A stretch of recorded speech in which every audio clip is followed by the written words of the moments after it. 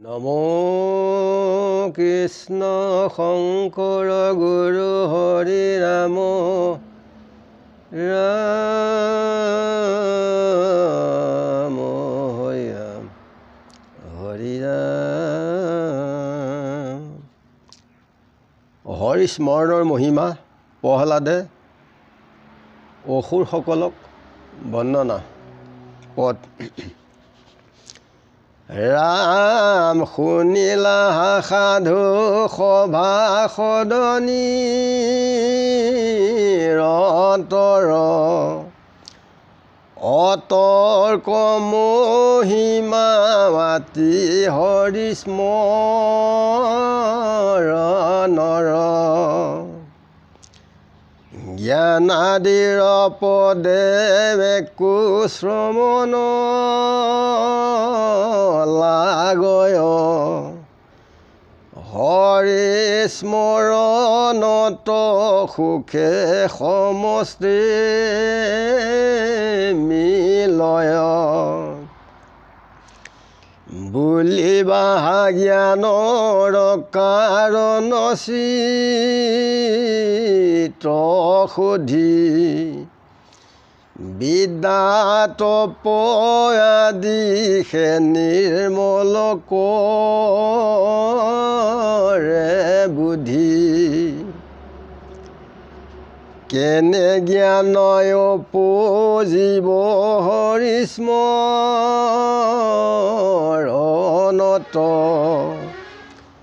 ইহাৰয় তৰ শুনিও কজে নমত দেৱতাকয় পাশয় স্বধৰ্ম আচৰে সমস্ত ভূততে মহামিত্ৰ ব্ৰতী কৰে তপ জপ যত যজ্ঞ দান তীৰ্থ ব্ৰতে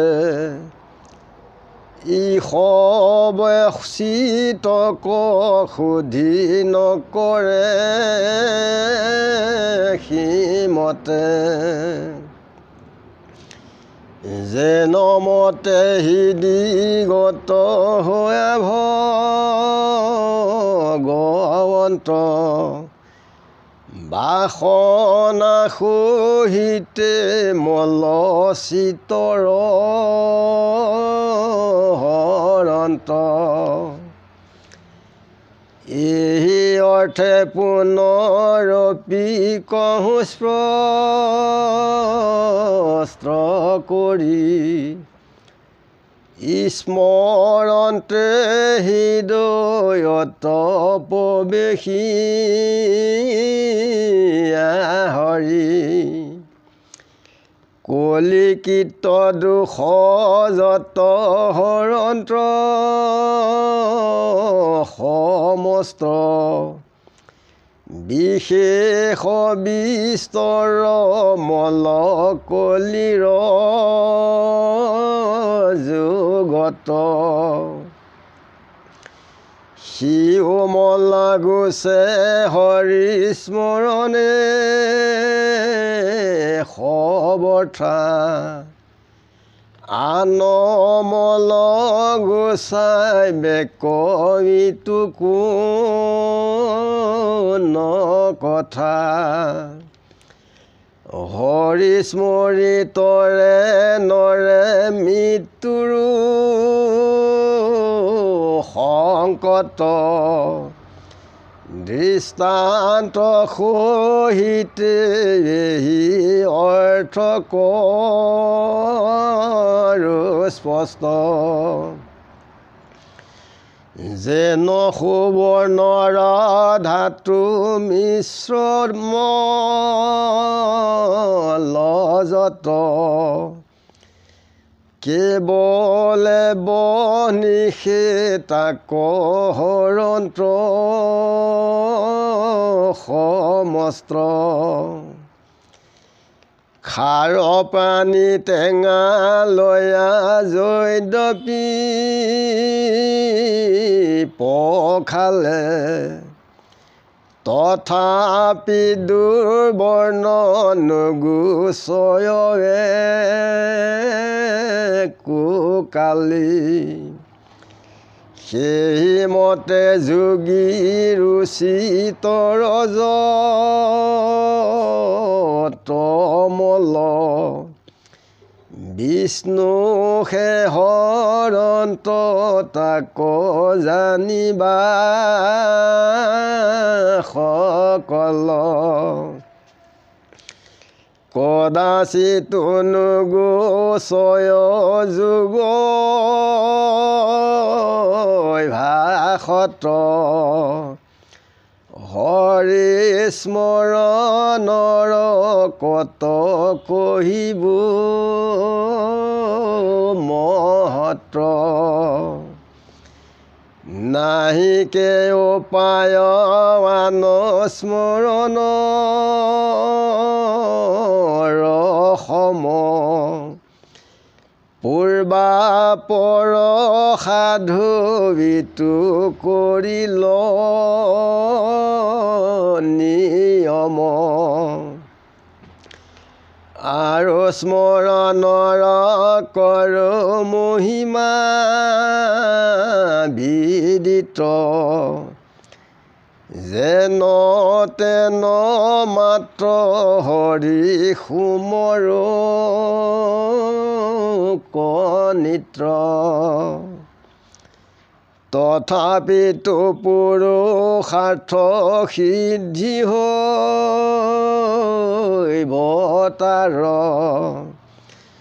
প্ৰহ্লাদ বচনে সাক্ষী লৈও কমিহাৰ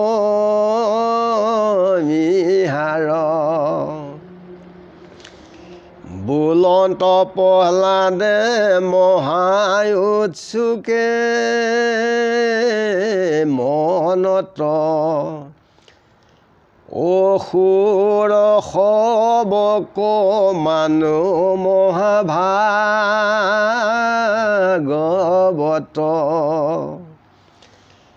হাতত ধৰিয়া চক্ৰ প্ৰভু ভগৱন্ত গৰুড়ৰ স্কন্ধে চৰি সাক্ষাতে আচন্ত তাংক নেত্ৰ ভৰি দেখে যুদ্ধ সময়ত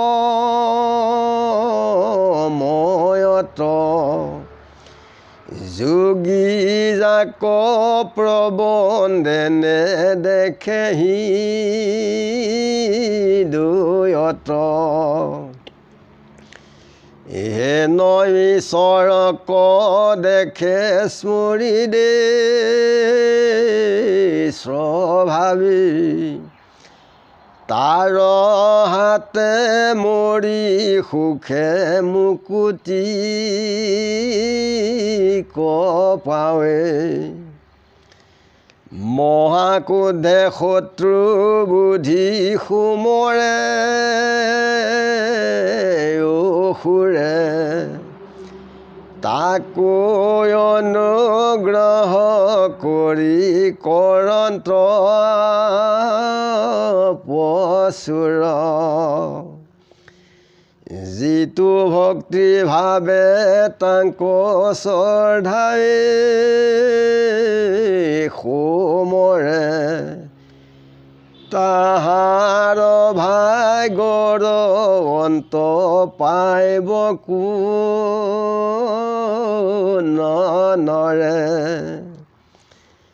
প্ৰহ্লাদৰ বচনত দেখাইলো সকল এহি মানে পুৰুষৰ পুৰুষাৰ্থ ফল এতেকে মহন্ত সবে একান্ত যতনী ভজন্ত কৃষ্ণৰ দুই অভয় চৰণী ঈশ্বৰৰ পাদ পদ্ম স্মৰণ তপৰ অন্যত নিমিষ মাত্ৰ নাহি কুশলাৰ।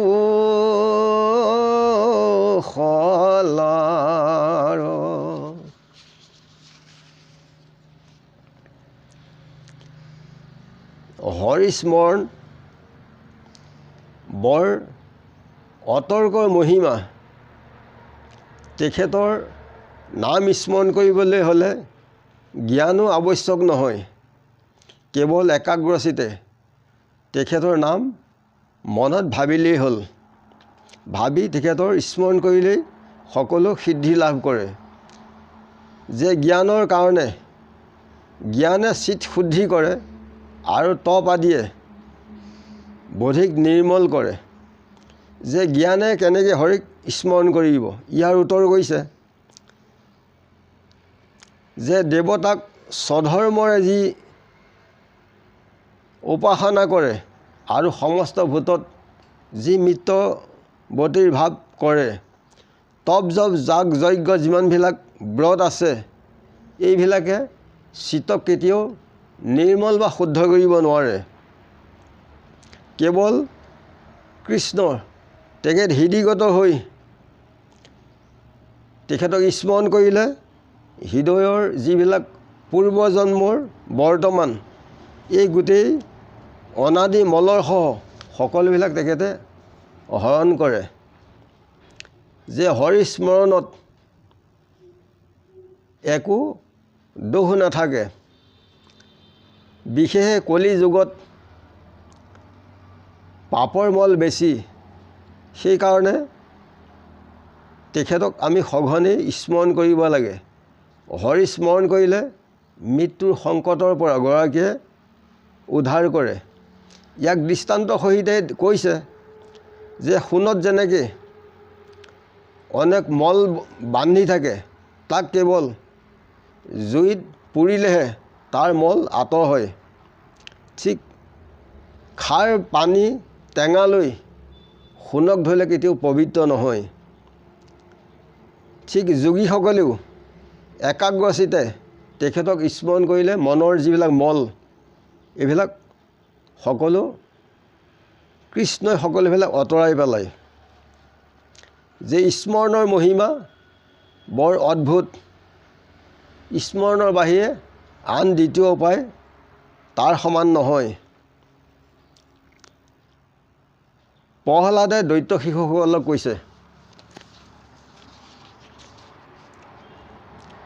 যে কৃষ্ণই হাতত চক্ৰ লৈ পেলাই গৰুড়ৰ স্কন্ধত যিয়ে যুদ্ধ কৰিছিল, তেতিয়া সকলোৱে যুদ্ধ সময়ত দেখা পাইছিলে। যাক যোগীসকলেও ধ্যান কৰি পোৱা নাছিল, সেই ঈশ্বৰক স্মৰণ কৰি দৃশ্যভাৱে সেই দৈত্যসকলেও তেখেতৰ হাতত মৃত্যুবৰণ কৰি এই সংসাৰত মুক্তি লাভ কৰিছিলে। শত্ৰু বুদ্ধিৰে অসুৰসকলে কৃষ্ণক যিদৰে ভাবিছিল, তাতো তেখেতে পৰম আগ্ৰহ কৰিলে অসুৰসকলক যে ভক্তিভাৱে কৃষ্ণৰ নাম যেতিয়া স্মৰণ কৰা যায়, তাৰ অন্তৰ তাৰ মহিমাকৈ শেষ কৰিব নোৱাৰি। সেইকাৰণে মহন্তসকলে পৰম যত্নৰে কৃষ্ণৰ নাম গুণ অভয় চৰণত সৰ্বদাই স্মৰণ কৰে। পৰম সুহৃদ কৃষ্ণ ঈশ্বৰ সাক্ষাৎ, প্ৰত্যেকে আচন্ত ৰহি সবাৰে হিয়াত। একচিত্তে চিন্তা টান চৰণ কমল, লৈও ৰাম নাম মহা মৰণ সম্বল। ঘোৰ পৰ লোকে আৰ নাহিকে সহায়, পৰম বান্ধৱ নাম একে নামত বিনাই। একবাৰ মাত্ৰ কৃষ্ণ চৰণত কৰিলে মন নিবেশ, এতেকে সকলে ভৈল পায়াচিত্ত গুচিল পাপ নিশেষ কাই বাক্য মনে তেখেতৰ চৰণ চিন্তি তেখেতৰ নাম অমিত প্ৰাণ স্মৰণ কৰিলে সকলো কল্যাণ হয়। ইমানতে আমি ৰাখিছোঁ। গুৰু কৃষ্ণ কৃষ্ণ মহাহৃদয় আনন্দ গুৰু কৃষ্ণ।